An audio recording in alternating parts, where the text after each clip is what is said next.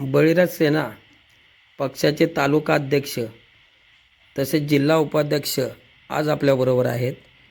त्यांच्याकडून जाणून घेऊया या निवडणुकीमध्ये त्यांची काय भूमिका राहणार आहे.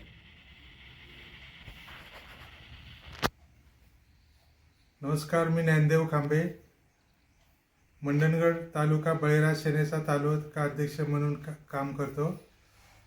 नुकताच बळीराज सेनेचे राष्ट्रीय अध्यक्ष सन्माननीय अशोकजी वालमसाहेब यांनी संपूर्ण रत्नागिरी जिल्हा दौरा केला. त्याचबरोबर गेल्या आठवड्यामध्ये आदरणीय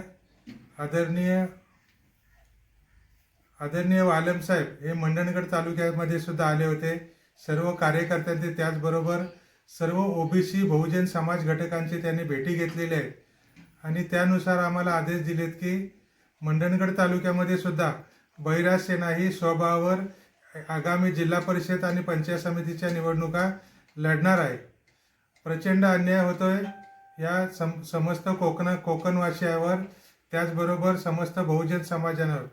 डॉक्टर बाबासाहेब आंबेडकरांनी सांगितलं आहे की राजकीय सत्ता ही सर्व समस्यांची गुरुकिल्ली आहे.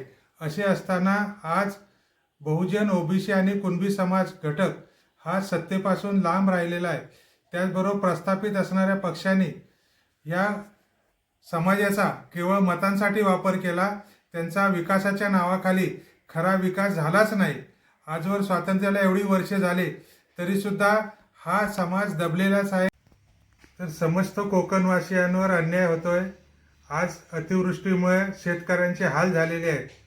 विकासाच्या नावाखाली केवळ या समाजाचा मतांसाठी वापर केला जातो आणि खरा जो विकास आहे तो बाजूलाच राहिलेला आहे. कुठल्याही प्रस्थापित राजकीय पक्षाने या समस्त कुणबी, ओबीसी आणि बहुजन समाजाचा उद्धार केलेला नाही आणि म्हणून त्यासाठीच बळीराजा हा खरा इडापिडा टळो आणि बळीचे राज्य येवो आणि म्हणून खरा बळीराजा हा शेतकऱ्यांच्या उन्नतीसाठी आणि समस्त जनतेच्या विकासासाठी आदरणीय सन्माननीय वालम साहेबांच्या नेतृत्वाखाली या महाराष्ट्रामध्ये काम करतो आणि म्हणून मंडणगड तालुक्यातने आम्ही सुद्धा निर्णय घेतला आहे की येणारी आगामी जिल्हा परिषद आणि पंचायत समितीच्या निवडणुका या बळीराज सेना मंडणगड तालुक्यामध्ये स्वबळावर लढणार आहे. 2 वर्षात आपल्या बळीराज सेना पक्षाकडून काय कामं करण्यात आली आहेत, काय सांगाल तुम्ही? नमस्कार, मी सकरामबुवा माळी.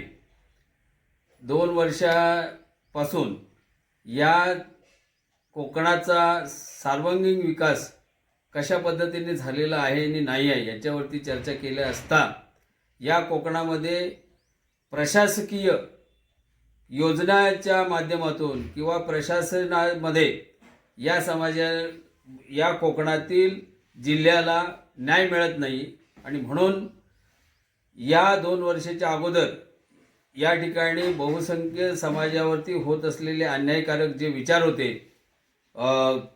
ती या पक्षाने आपल्या माध्यमातून सोडवण्याचा प्रयत्न केलेला आहे. दुसरी गोष्ट अशी की कुणबी समाजाच्या 83 मधून त्याला त्याच्यातून वगळण्यात आली. या पक्षाचे अध्यक्ष सन्माननीय वालमसाहेब याने शासनाकडे वारंवार विचार केले आणि 83 मध्ये या समाजाला स्थान मिळवून दिलेलं आहे. त्याचबरोबर बहुजन समाजातील असलेल्या मुलांना, तरुणांना योग्य रीतीची संधी मिळावी तर उद्योगाच्या माध्यमातून KCCIची स्थापना केली. त्या माध्यमातून तरुणांना कुठेतरी उद्योग मिळावा यासाठी त्यांनी प्रयत्न केले. आणखीन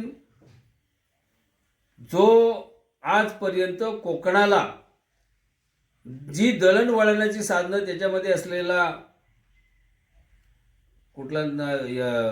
जो महामार्ग तो देखील या ठिकाणी अडवण्यात आलेला होता. तो देखील त्याच्यासाठी देखील धरणे आंदोलन केलेले आहे. अशा विविध विचाराने या पक्षाने आजपर्यंत सगळी कामं मार्गी लावण्याचा प्रयत्न केला. उद्याची जिल्हा परिषद, पंचायत समिती या स्थानिक स्वराज्य संस्थांच्या माध्यमातून या जिल्ह्यामध्ये परत जिल्ह्यातून येऊन इथल्या स्थानिकांना कुठल्याही प्रकारची त्या ठिकाणी नोकरीमध्ये प्राधान्य मिळत नाही आणि अशा सर्व विविध असलेल्या अन्यायाच्या विरोधात जिल्ह्याचे सन्माननीय सुरेशजी भाईजे यांच्या प्रयत्नातून काल झालेल्या शिक्षकीय निवडणुकीमध्ये